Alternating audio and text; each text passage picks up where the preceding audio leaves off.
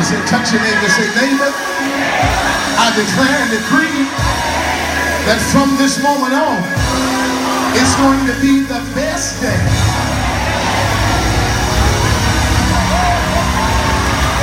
I'm experiencing the best day. I'm living in the best day. I'm walking in the best day. I'm flowing in the best day.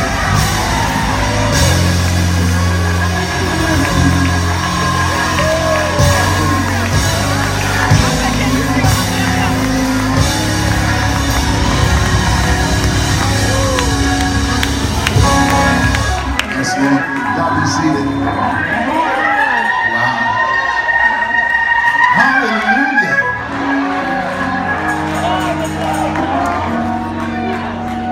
The devil is a liar. Not only is he a liar, he's a defeated foe. Because we recognize that we don't walk in fear, we walk in faith. And we speak those things that be not as though they were. Yes, sir. Yes, sir. So every morning that I get up, I speak an affirmation over my own life. Yes. I don't need nobody to affirm me. Yes. I can affirm my own existence. Every day I get up saying, well, I don't know what happened yesterday, because yesterday is a memory.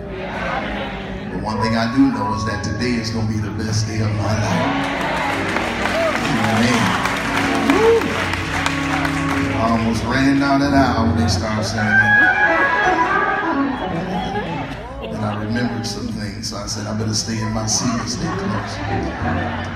But indeed, we're grateful to God for this opportunity, and we thank Him for giving us traveling mercies. It's always good to be here in New Beginnings, and we're just grateful to God for bringing us safely over the airways and highways to a place that we've been with some folk we've never seen.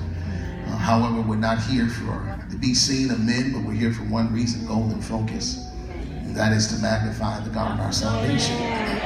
Because without question, we understand He's worthy of all the praise. He's worthy to be honored, be glorified, be magnified. So we're grateful. We're grateful to have this opportunity to be here. And before we go any further, we gotta celebrate. We have to celebrate this man of God. We have to celebrate 18 years of successful ministry, 18 years of committed, dedicated faithfulness. Y'all can do better than that. 18 years of dealing with y'all.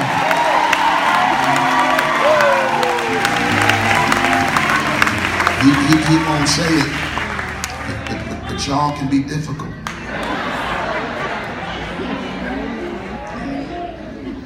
Y'all can make a brother want to give up. Y'all can make a brother want to throw in the towel. This is without question, and you all may not believe this, but one of the most thankless jobs on the planet is to be a pastor. And some of y'all say, well, I don't know if that's true, because we honor him once a year. Every time they say his name, we stand up and clap. And from the aesthetics, that's cool. It's good. But the reality is that the pastor is the only position that even when they're upset with you, they can't show it. Because we have to give an account. Moses didn't make it into the promised land because he mistreated the people that God put him over. So we have to give an account for y'all actions, your attitudes, the things that you do right, the things that you do wrong. So that's why the Bible tells us that we're supposed to make it easy on the spiritual covering. They're not supposed to serve you stressed and frustrated, angry and bitter. You can get mad, go off and be like, I'm leaving the church and I ain't never coming back after we done paid your lights, your gas, your water. I know you can't say it, so you can't say it. After we done paid all your bills and stuff, now all of a sudden the Lord told you it's time for you to move on. Why did he tell you to move on before I paid all your bills? That's why. And then we have to act like it doesn't hurt. like we got an S on our chest and we not offended by your disrespect when we tried to help you and love on you. It's a thankless position. And we do it because it's a call. Because see, when you understand a calling about choice, it ain't about option. You got to do it even when you feel like it. You got to do it when you don't feel like it. You just got to do it. And it's a hard position and place to be in. That's why I challenge each and every one of you all to make sure that you cover your leaders. Cover them in prayer. That make sure that when you see them, say something nice. Because we get all the foolishness. But make sure y'all ain't talking. Y'all ain't talking. So let's celebrate this man of God one more time. Let's thank God for 18 years. And as I always say, and I've been saying for years, behind every great man, there's a greater woman. We thank God for the woman of God that stands with him.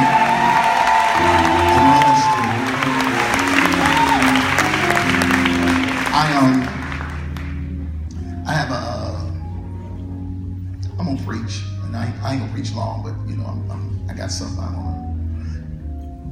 7 years ago, I sat in a position where, actually 8 years ago, 8.5 years ago, actually, I sat in a position where I was told that my wife had cancer. And men like to fix stuff. Our mentality is, especially when it comes to the women that we love, our mentality is as if she looks at it, that means she wants it. She don't have to ask for it. If she glances at it. I'm talking about men that really understand their assignment in the lives of their wives when they are truly one flesh. I ain't talking about side chicks and stuff like that. I ain't talking about shoes and bags. I'm talking about husband, wife, real covenant, connected relationships. We understand that our responsibility is to make it light, to make it easy for the ones that we love. And when we have a real connection, it's a challenging thing when you can't fix it. When you hear that word cancer, that puts us in a position where we are hopeless. And we're not hopeless. We have hope, but we're helpless because we can't fix it. There's nothing we can do outside of prayer, fasting, in order to get our mates through this type of situation. So you stand there and you have to be an encourager while you encourage yourself. But then there's the opposite side, and I understand where she is.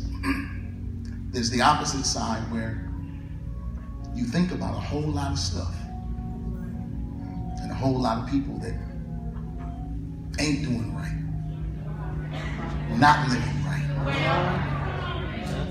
Folk that can care less about other people, and I'm serving and I'm sitting and I'm faithful and I'm committed. I pray for people and I ask God the question so many times, God, why in the world, of all the people that this had to happen to, why did this have to happen to me?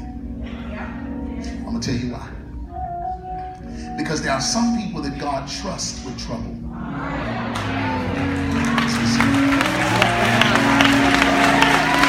Y'all won't get it in a few minutes. There's some people that God will trust with trouble because he understands that when they find themselves in probably the most difficult, challenging place, that they're not going to use that which they go through as a pity party tool, but they're going to use it as a weapon of witnessing to let people know that no matter what hell you face in life, that there is still no weapon that is formed against you that's going to prosper. He never said the weapon was not going to form. He just said it wasn't going to win. And I wonder, is there anybody here other than me that understands that even though weapons may form, that God is yet and still up to something, and that he's about to turn this thing around for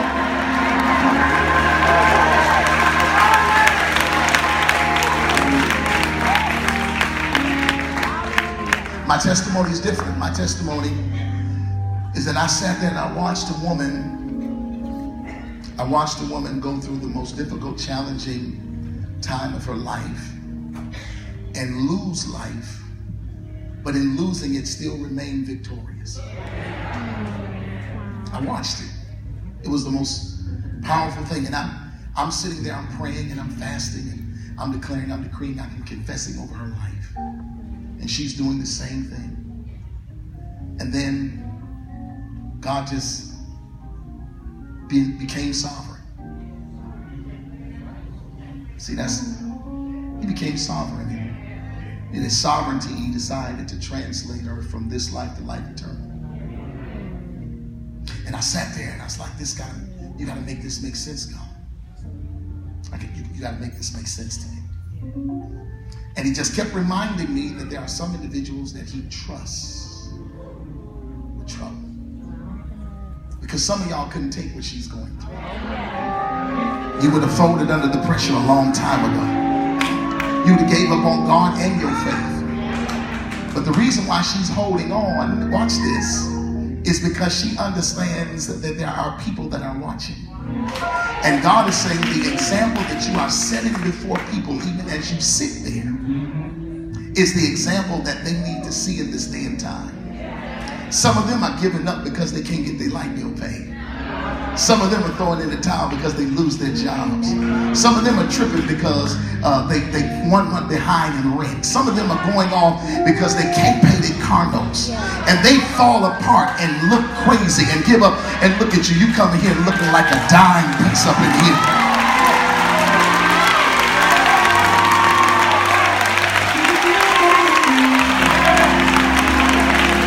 Just straight lit hair, tight, dressed to kill, shoes. Y'all ain't helping me up in here. She don't even look like what she been through.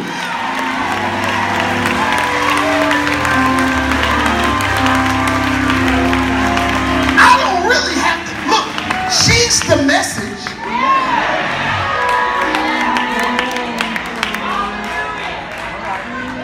She's the message. That's what should keep you coming to church.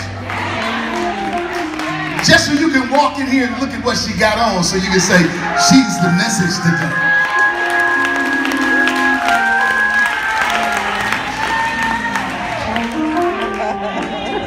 Y'all put your hair in a ponytail, you put on that old lace front wig, you come here.